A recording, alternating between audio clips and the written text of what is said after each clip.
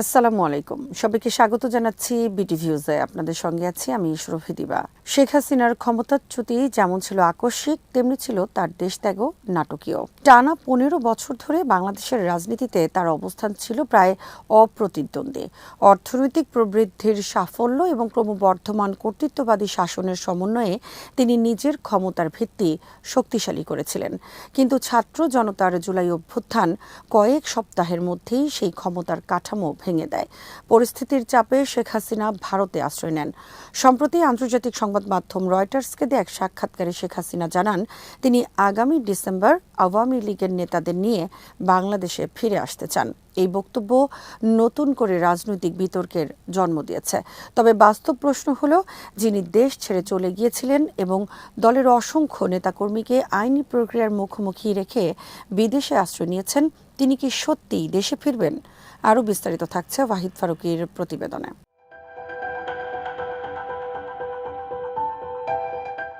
এই প্রশ্নের উত্তর খুঁজতে হলে আইনি বাস্তবতা, আঞ্চলিক কূটনীতি এবং বাংলাদেশের পরিবর্তিত রাজনৈতিক পরিস্থিতি বিবেচনা করতে হবে। আইনগতভাবে শেখ হাসিনার জন্য পরিস্থিতি অত্যন্ত কঠিন। বাংলাদেশ ও ভারতের মধ্যে ২০১৩ সালে স্বাক্ষরিত প্রত্যর্পণ চুক্তি অনুযায়ী হত্যা ও সন্ত্রাসবাদের মতো গুরুতর অপরাধে অভিযুক্ত ব্যক্তিকে প্রত্যর্পণের সুযোগ রয়েছে। বাংলাদেশে তার বিরুদ্ধে আন্দোলন চলাকালে সংঘটিত হত্যাকাণ্ড সহ একাধিক মামলার বিচার এগিয়ে চলেছে এবং কয়েকটি মামলায় মৃত্যুদণ্ডের বিধানও রয়েছে। বর্তমানে বা ভবিষ্যতের যে কোনো নির্বাচিত সরকারের জন্য আদালতের গ্রেপ্তারি পরোয়ানা উপেক্ষা করা রাজনৈতিকভাবে অত্যন্ত কঠিন হবে। আদালতের রায় কার্যকর না হলে নতুন সরকারের আইনের শাসন প্রতিষ্ঠার প্রতিশ্রুতিও প্রশ্নবিদ্ধ হবে। ফলে শেখ হাসিনার দেশে ফেরা মানেই হবে একটি সক্রিয় বিচারিক প্রক্রিয়ার মুখোমুখি হওয়া।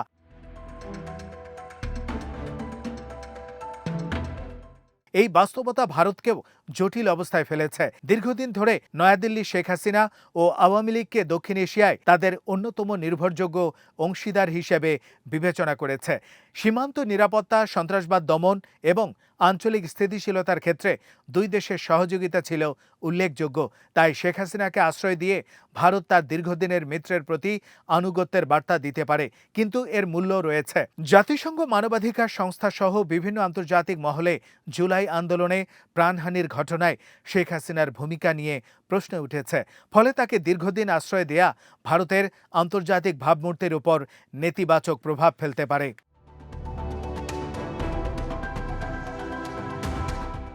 অন্যদিকে তাকে বাংলাদেশে প্রত্যর্পণ করলেও ভারতের জন্য তা সহজ হবে না। এতে আঞ্চলিক শক্তি হিসেবে ভারতের নির্ভরযোগ্যতা নিয়ে প্রশ্ন উঠতে পারে। ফলে সবচেয়ে সম্ভাব্য পথ হতে পারে সিদ্ধান্ত বিলম্বিত করা, আইনি ও প্রশাসনিক প্রক্রিয়ার আড়ালে সময় ক্ষেপণ করা এবং পরিস্থিতির পরিবর্তনের অপেক্ষায় থাকা।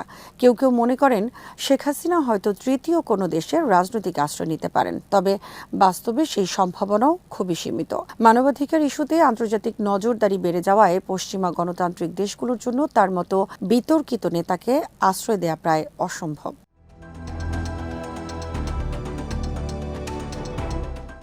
রাশিয়ার নাম মাঝে মাঝে আলোচনায় এলেও সেটি নিশ্চিত বিকল্প নয়। রূপপুর পারমাণবিক বিদ্যুৎ কেন্দ্র সহ বাংলাদেশে রাশিয়ার গুরুত্বপূর্ণ অর্থনৈতিক স্বার্থ রয়েছে। নতুন সরকারের সঙ্গে সম্পর্ক নষ্ট করে কেবল শেখ হাসিনাকে আশ্রয় দেওয়ার মতো কৌশলগত প্রয়োজন মস্কোর সামনে খুব বেশি নেই। ফলে ভারত ছাড়া তার নিরাপদ আশ্রয়ের বিকল্প খুবই সীমিত। কোনো রাজনৈতিক সমঝোতার মাধ্যমে তার দেশে ফেরার পথ তৈরি হলেও বাস্তব চ্যালেঞ্জ রয়ে যাবে। বিমানবন্দর দিয়ে তার প্রবেশ জনরোষ ও নিরাপত্তা সংকট সৃষ্টি করতে পারে। স্থলবন্দর দিয়েও একই ধরনের ঝুঁকি থাকবে। এমন পরিস্থিতি বিনিয়োগ, পরিবেশ ও দেশের আন্তর্জাতিক ভাবমূর্তির উপর নেতিবাচক প্রভাব ফেলতে পারে। যে গণ আন্দোলনের মুখে তিনি দেশ ছেড়ে পালাতে বাধ্য হয়েছিলেন, সেই পরিস্থিতিতে স্বেচ্ছায় দেশে ফিরে আসা বাস্তবসম্মত বলে মনে হয় না।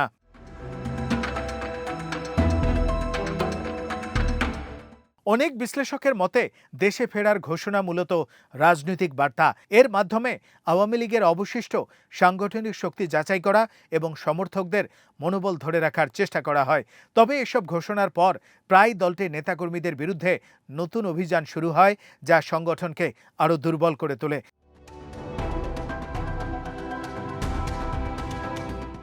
আওয়ামী লীগের বর্তমান সংকটের অন্যতম কারণ হল অতিরিক্ত নেতৃত্ব কেন্দ্রিক রাজনীতি। দীর্ঘ সময় ধরে দলটি শেখ হাসিনাকে ঘিরেই পরিচালিত হয়েছে, ফলে তার অনুপস্থিতিতে কার্যকর বিকল্প নেতৃত্ব গড়ে ওঠেনি। একই সঙ্গে দলের অনেক বুদ্ধিজীবী ও সমর্থক এখনও জুলাই আন্দোলনের প্রাণহানির ঘটনাকে স্বীকার করতে অনীহা দেখাচ্ছেন। এতে জনমতের সঙ্গে তাদের দূরত্ব আরও বাড়ছে এবং দল পুনর্গঠনের সম্ভাবনাও দুর্বল হয়ে পড়ছে। জুলাই আন্দোলনে প্রায় ১৪০০ মানুষের মৃত্যুর স্মৃতি বাংলাদেশের রাজনৈতিক বাস্তবতাকে গভীরভাবে প্রভাবিত করেছে।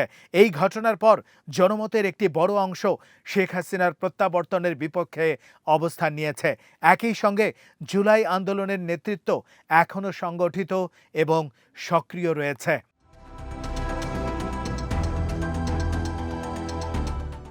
সব মিলিয়ে শেখ হাসিনার সামনে বিকল্প খুবই সীমিত। বর্তমান রাজনৈতিক বাস্তবতায় তার জন্য স্বাভাবিকভাবে দেশে ফিরে সক্রিয় রাজনীতিতে অংশ নেওয়ার সুযোগ প্রায় নেই। ফলে তার ভবিষ্যৎ দুটি সম্ভাবনার মধ্যেই সীমাবদ্ধ হয়ে পড়েছে: ভারতে দীর্ঘমেয়াদী নির্বাসিত জীবন অথবা কোনো এক সময় বাংলাদেশে ফিরে বিচারিক প্রক্রিয়ার মুখোমুখি হওয়া। আজ এখানেই শেষ করছি। সবাই ভালো থাকুন, সুস্থ থাকুন আর দেখতে থাকুন বিডিভিউজ। চ্যানেলটি ভালো লাগলে সাবস্ক্রাইব করুন। সংযুক্ত থাকুন আমাদের ফেসবুক পেজে। আল্লাহ হাফেজ।